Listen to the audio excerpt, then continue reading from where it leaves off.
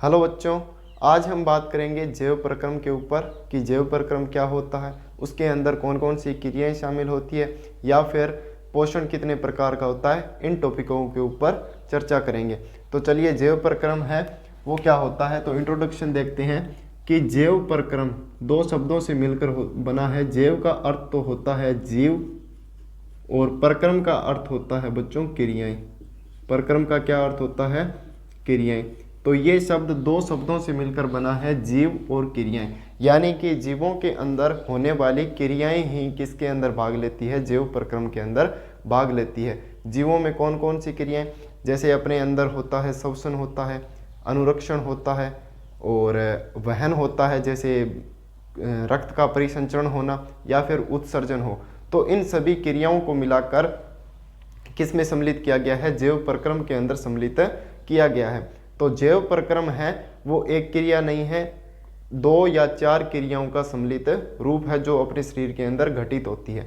तो ये संयुक्त रूप से मिलकर शरीर के अनुरक्षण का कार्य करती है, शरीर को चलाने का कार्य करती है या फिर अनुरक्षण का कार्य करती है। तो इसी को हम क्या बोलते हैं? जैव प्रक्रम बोलते हैं। क्या बोलते हैं? जैव प्रक्रम बोलते हैं। तो आप कॉपी और पेन निकाल लीजिए और साथ साथ में नोट डाउन कीजिए। जैव प्रक्रम की डेफिनेशन होगी कि वे प्रक्रियाएं या वे क्रियाएं जो संयुक्त रूप से शरीर के अनुरक्षण का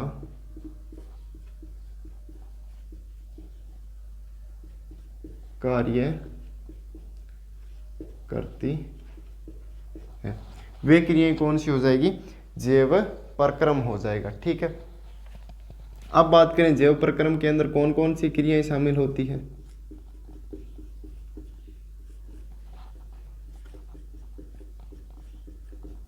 सम्मिलित क्रियाएं। सबसे पहला बच्चों पोषण, दूसरा श्वसन और तीसरा वहन और चौथा उत्सर्जन। ये चार क्रियाएं जैव प्रक्रम के अंदर शामिल होती है। पोषण, जो भी हम खाना खाते हैं या फिर पेड़ पौधों से जो फल वगैरह या सब्जियां, अनाज प्राप्त करते हैं, उनको खाकर अपने शरीर का पालन पोषण करते हैं। और वो पोषण किस लिए ज़रूरी है? ऊर्जा के लिए ज़रूरी है। तो ये पोषण है वो जैव प्रक्रम के अंदर शामिल होगा। और दूसरा है श्वसन। दूसरा कौन सा है? श्वसन। श्वसन किस लिए ज़रूरी है? श्वसन ऑक्सीजन चाहिए अपने को, शरीर को ऑक्सीजन चाहिए जो कि एक एक कोशिका तक पहुंच सके, ताकि अंग अपने जो है या फिर कोशिका है, शरीर है, वो अच्छे तरीके से काम करे। अगर श्वसन ही नहीं मिलेगा तो ये शरीर एक मिनट के लिए भी काम नहीं करेगा। ठीक है। तीसरा है वहन, यानी कि रक्त का परिसंचरण होना। आपको पता होगा कि रक्त ही तो एक माध्यम है जो कि अपने शरीर के अंदर जो खाद्य पदार्थ है या फिर पोषण है, न्यूट्रिएंट्स है या फिर खनिज पदार्थ है, उनको परिसंचरित करने का कार्य करता है शरीर के अंदर। और उत्सर्जन यानी कि हानिकारक पदार्थ है या फिर जो पाचन के पश्चात बच जाते हैं, उनको शरीर से बाहर करने की क्रिया क्या कहलाती है? उत्सर्जन कहलाती है। तो उत्सर्जन भी शरीर के लिए आवश्यक है। तो ये सभी क्रियाएं, ये चार क्रियाएं मिलकर शरीर का अनुरक्षण करती है और ये अनुरक्षण ही क्या होता है? जैव प्रक्रम, यानी कि शरीर का अनुरक्षण करना क्या होगा? जैव प्रक्रम होगा। ठीक है, अब हम इन चारों पर एक एक मिलकर चर्चा करेंगे। सबसे पहले हम देखेंगे पोषण को कि पोषण क्या होता है। ठीक है, किसकी बात करेंगे? हम पोषण की बात करेंगे। देखिए, पोषण होता है कि जब जो भी हम खाते हैं, जो भी हम भोजन ग्रहण करते हैं, वो किससे ग्रहण करते हैं? वो हम ग्रहण करते हैं बच्चों पेड़ पौधों से, या फिर फल सब्जियां हैं, ये भी किससे अपने प्राप्त करते हैं?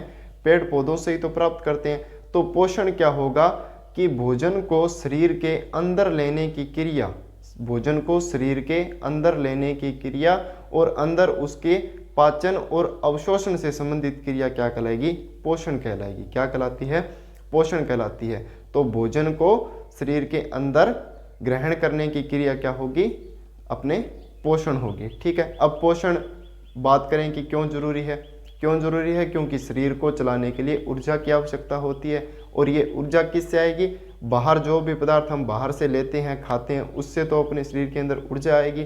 तो ऊर्जा शरीर के अंदर बनती है, लेकिन वो ट्रांसफर किसके माध्यम से हो रही है? बाहर से ट्रांसफर हो रही है, बाहर से अंदर आ रही है।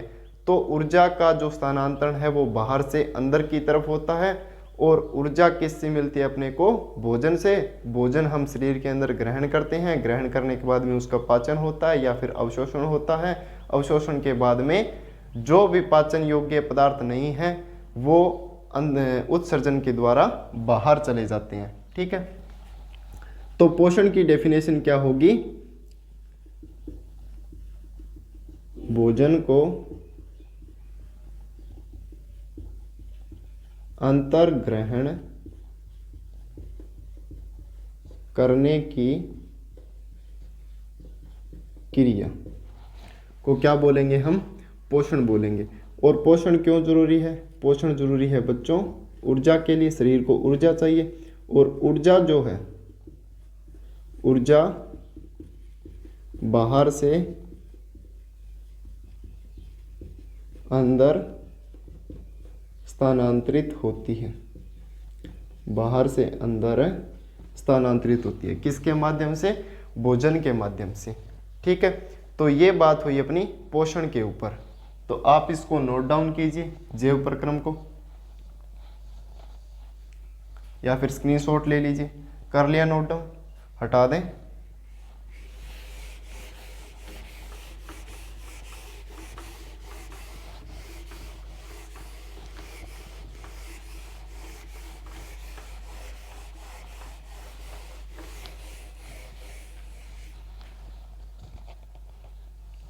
चलिए, हमने पोषण के ऊपर बात की कि पोषण क्या होता है। अब चर्चा करेंगे हम पोषण कितने प्रकार का होता है। पोषण होता है बच्चों दो प्रकार का। एक तो होता है स्व पोषण, एक होता है पर पोषण।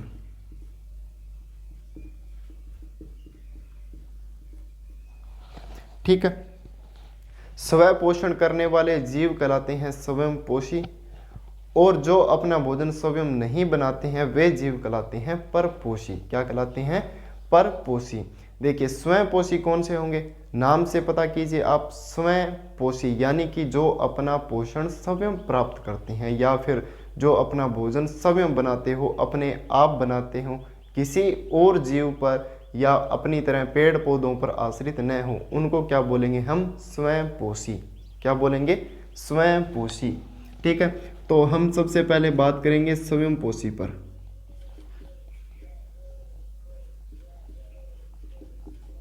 कि स्वयं पोषी पोषण क्या होता है। तो इसकी डेफिनेशन लिखिए। पोषण का वह प्रकार जिसमें जीव अपना भोजन स्वयं बनाता है। जिसमें जीव अपना भोजन क्या करता है? स्वयं बनाता है, किसी और पर आश्रित नहीं रहता। जैसे एग्जाम्पल कौन से हो जाएंगे? हरे पेड़ पौधे,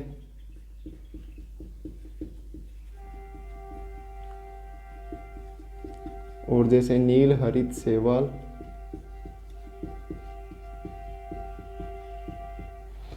ये सभी किसके एग्जाम्पल हैं? स्वयं पोषी के एग्जाम्पल हैं।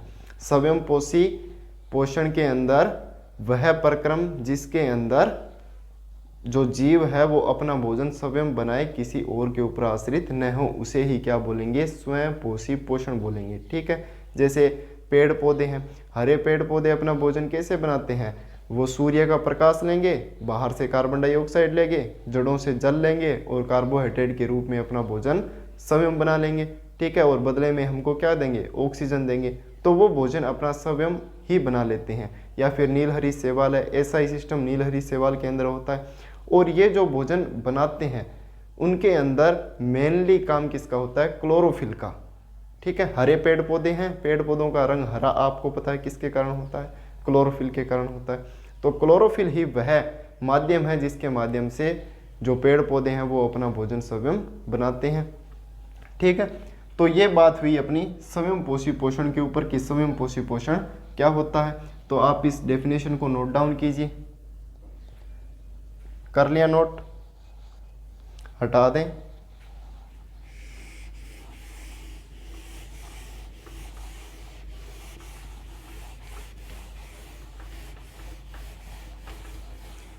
अब पोषण के प्रकार के अंदर हम देखेंगे बच्चों की परपोषी पोषण क्या होता है। परपोषी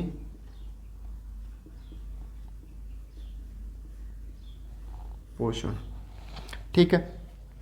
परपोषी पोषण है, पर का अर्थ होता है दूसरा, दूसरे या फिर दूसरा, और पोषण का अर्थ होता है कि पोषण ग्रहण करना, यानी कि वे वह प्रक्रम जिसके अंदर कोई भी जीव है वो दूसरे जीवों के ऊपर आश्रित हो और उनसे अपना भोजन प्राप्त करता हो, उसे क्या बोलेंगे, परपोषण।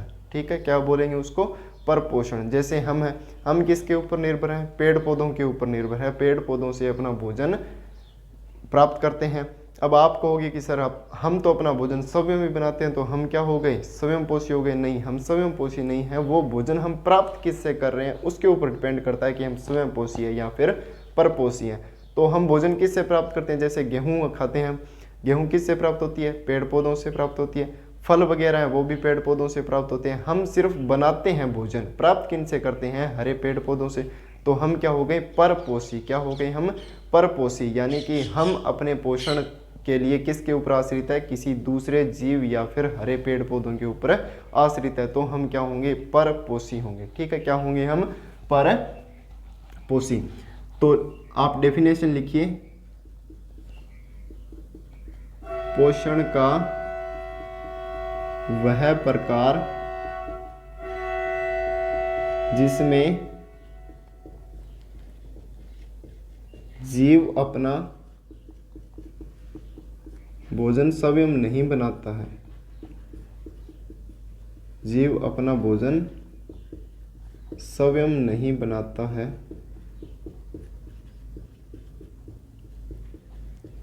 वह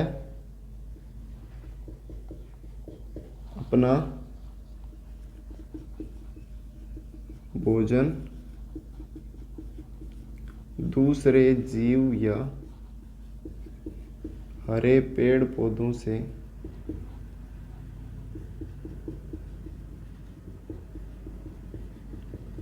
प्राप्त करता है, प्राप्त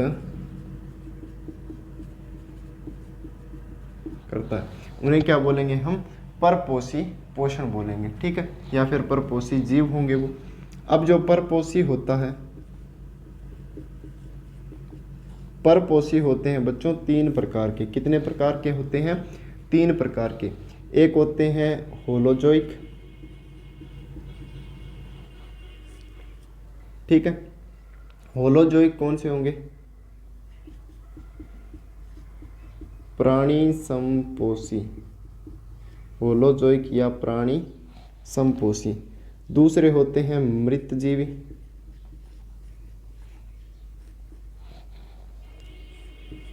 और तीसरे होते हैं परजीवी। मृतजीवी के बोलते हैं स्पेरोफाइटिक,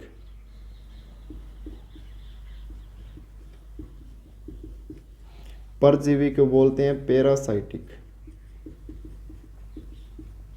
ठीक है, तो परपोषी तीन प्रकार के होते हैं। एक तो होते हैं प्राणी समपोषी, दूसरे होते हैं मृतजीवी, और तीसरे होते हैं बच्चों परजीवी। तीसरे कौन से होते हैं, परजीवी। मैंने आपको सबसे पहले स्वयंपोषी का उदाहरण बताया कि स्वयंपोषी कौन से होते हैं। दूसरा मैंने आपको बताया कि परपोषी कौन से होते हैं, जो अपना भोजन दूसरों से प्राप्त करते हैं, अपना भोजन स्वयं नहीं बनाते हैं।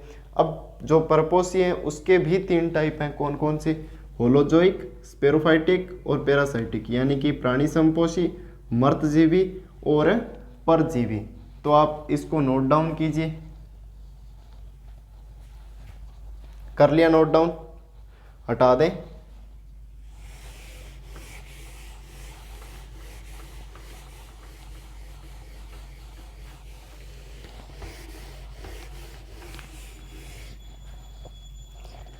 चलिए, परपोषी के अंदर हमने सबसे पहला प्रकार कौन सा देखा था? प्राणी संपोषण या प्राणी संपोषी।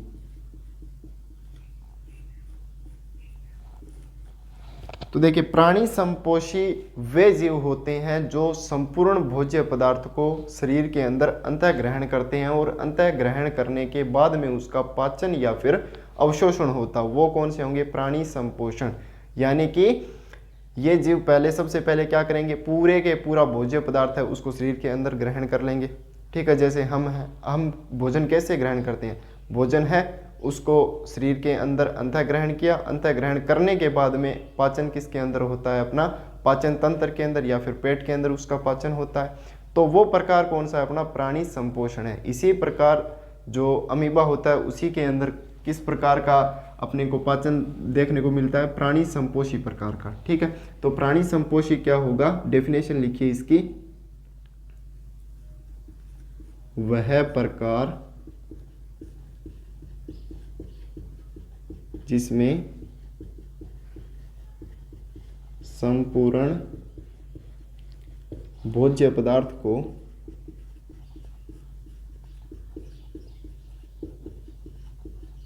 शरीर के अंदर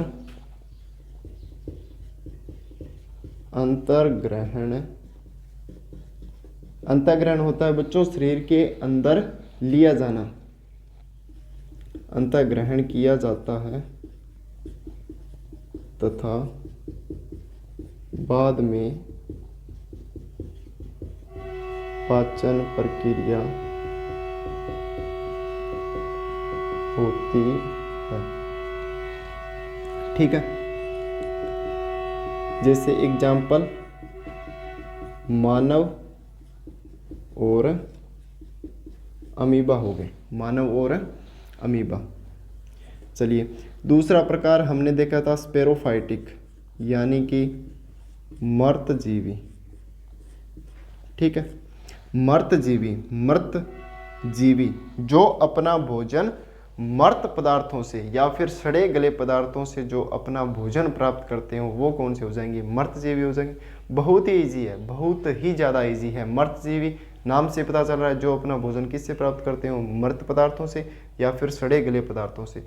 जैसे हमने देखा होगा कि जो पदार्थ सड़ जाते हैं या फिर गल जाते हैं उसके ऊपर सफ़ेद रंग की फफूंद पैदा हो जाती है। ठीक है, तो वे जीव कौन से हो जाएंगे? वे हो जाएंगे मर्तजीवी, क्योंकि वो अपना भोजन किससे प्राप्त कर रहे हैं? सड़े गले पदार्थों से प्राप्त कर रहे हैं। किससे प्राप्त कर रहे हैं? सड़े गले पदार्थों से प्राप्त कर रहे हैं। ठीक है, आसान सा है। तो मर्तजीवी की डेफिनेशन लिख लेना, वे जीव जो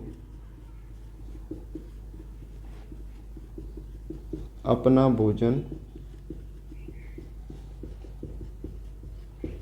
सड़े गले पदार्थों या सड़े गले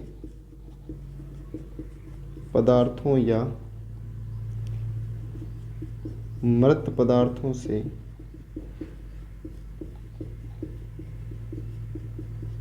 प्राप्त करते हैं। ठीक है, वो कौन से होंगे? मर्तजीवी। जैसे एग्जाम्पल के तौर पर फफूंद हो गई, फफूंद और कवक। ठीक है, ये दो एग्जाम्पल मर्तजीवी के हैं। चलिए, तीसरा देखिए हम, प्राणी संपोषी हो गया, मर्तजीवी हो गया, और तीसरा प्रकार है परजीवी। तीसरा प्रकार कौन सा है? परजीवी, यानी कि पैरासाइट। पर का अर्थ होता है दूसरे और जीवी यानी कि जीव। तो सिंपल सा है, वे जीव जो अपना भोजन दूसरे जीवों से प्राप्त करते हो, जो अपना भोजन दूसरे जीवों से प्राप्त करते हो। अब ये दूसरे जीवों से कैसे प्राप्त करते हैं? या तो उनके ऊपर रहकर करते हैं, या तो उनके शरीर के ऊपर रहकर करते हैं, या फिर उनके शरीर के अंदर रहकर करते हैं। या तो उनके शरीर के ऊपर या फिर शरीर के अंदर रहकर करते हैं, लेकिन उनको बिना मारे उनसे पोषण प्राप्त करते हैं। मारकर पोषण प्राप्त नहीं करते हैं। कैसे पोषण प्राप्त करते हैं? बिना मारे। जैसे अपने शरीर के ऊपर जौ रहती है, बालों के अंदर जौ रहती है, तो जौ क्या करती है, अपने को मारती है क्या? नहीं मारती कभी भी, लेकिन अपना धीरे धीरे धीरे धीरे वो सर के अंदर से खून चूसती रहती है। ठीक है, तो वो किसका प्रकार है? एक परजीवी का प्रकार है। जैसे फीताकृमि है, अपने पेट के अंदर, कभी आपने देखा होगा जो छोटे बच्चे होते हैं उनके पेट के अंदर डॉक्टर कहते हैं ना कई बार कि उनके पेट के अंदर कीड़े पड़ गए, तो वो कीड़े होते हैं वो होते हैं फीताकृमि। ठीक है, क्या होते हैं वो? फीताकृमि। तो फीताकृमि है वो जो अपनी आहार नाल होती है उसके अंदर रहकर हमसे पोषण प्राप्त करते हैं। जो हमने भोजन खाया और पचाया, पचाने के बाद में वो सीधा ही अपने आहार नाल में से प्राप्त कर लेते हैं, तो वो फीताकृमि होंगे। जो फीताकृमि क्या करते हैं? अपने पचे पचाए भोजन को प्राप्त करते हैं, तो अपने शरीर के अंदर रहते हैं। जैसे जौ है वो शरीर के ऊपर रहती है लेकिन अपने को कोई नुकसान नहीं करती, यानी कि बिना मारे हमसे पोषण निरंतर प्राप्त करती रहती है। तो इसको क्या बोलेंगे हम? परजीवी, यानी कि जो दूसरे जीवों के ऊपर रहकर या फिर जीवों के शरीर के अंदर रहकर उनसे बिना मारे पोषण प्राप्त करते हैं, वो कहलाते हैं बच्चों परजीवी पोषण। वो कौन सा पोषण का प्रकार होता है? परजीवी पोषण का प्रकार होता है। तो आप डेफिनेशन लिखना परजीवी की, वह प्रकार जिसमें एक जीव दूसरे जीव के शरीर के अंदर या ऊपर रहकर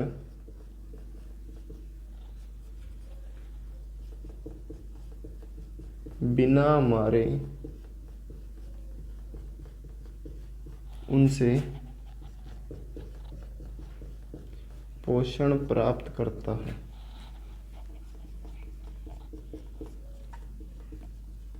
वो कौन से कहलाएंगे? परजीवी कहलाएंगे। और परजीवी के एग्जाम्पल जैसे हो जाएंगे कौन सा? फीताकृमि हो गया या फिर जोंक हो गया। ये किसके एग्जाम्पल है बच्चों? परजीवी के एग्जाम्पल है। तो मैंने आपको पोषण के बारे में बताया है कि पोषण कितने प्रकार का होता है। पोषण होता है बच्चों दो प्रकार का, एक तो होता है स्वयं पोषण और एक होता है परपोषण। जो अपना भोजन स्वयं बनाते हैं वो कहलाते हैं स्वयंपोषी। स्वयंपोषी के अंदर हरे पेड़ पौधे आ जाएंगे। और जो अपना भोजन स्वयं नहीं बनाते हैं, दूसरे जीवों के ऊपर आश्रित रहते हैं, वह कहलाते हैं बच्चों परपोषी। कौन से कहलाते हैं?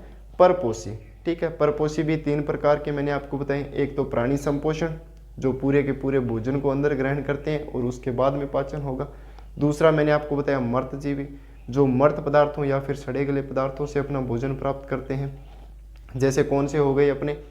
जैसे अपने कवक हो गए, ठीक है, या फिर फफूंद हो गए। ये कौन से एग्जाम्पल हैं? मर्तजीवी के। और तीसरा मैंने आपको बताया बच्चों परजीवी, जो शरीर के ऊपर रहते हैं या फिर शरीर के अंदर रहते हैं लेकिन बिना मारे जीव को अपना भोजन निरंतर प्राप्त करते रहते हैं। वो कौन से हो जाएंगे?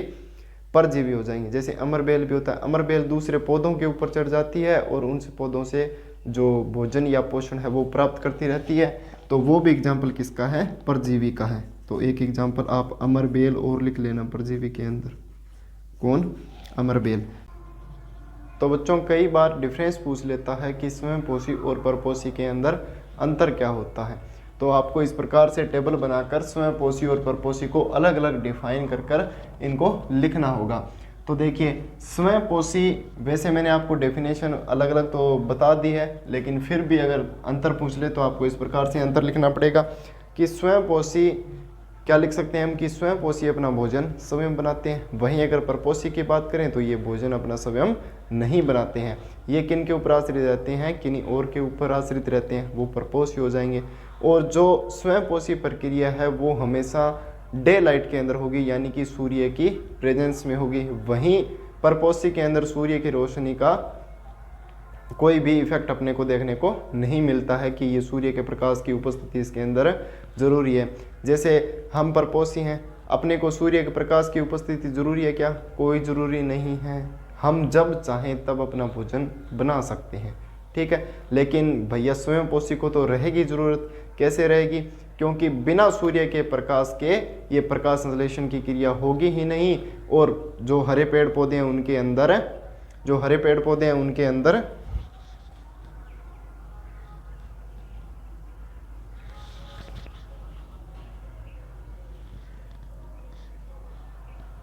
तो जो हरे पेड़ पौधे हैं उनके अंदर प्रकाश संश्लेषण की क्रिया नहीं होगी। ठीक है। वहीं अगर बात करें तो स्वयंपोषी जो होते हैं उनके अंदर, हरे पेड़ पौधे हैं, स्वयं पोषण की प्रक्रिया उनके अंदर होती है, लेकिन परपोषी की प्रक्रिया कीटों वगैरह इनके अंदर या अन्य जो जीव जंतु होते हैं उनके अंदर परपोषण अपने को देखने को मिलता है। स्वयंपोषी है उनको अकार्बनिक पदार्थों की आवश्यकता अपने भोजन के निर्माण हेतु चाहिए होती है। ठीक है, अकार्बनिक पदार्थों की आवश्यकता होती है, जैसे चाहे वो आपका कार्बन हो, कार्बन नहीं आएगा सॉरी, चाहे वो ऑक्सीजन हो,